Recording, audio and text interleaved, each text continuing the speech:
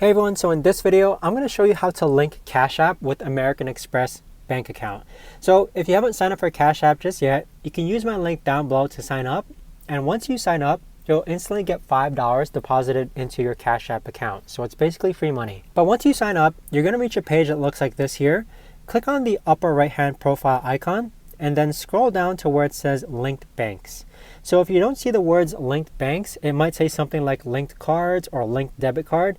What I found is that you do need to link a debit card in order for the linked bank option to appear.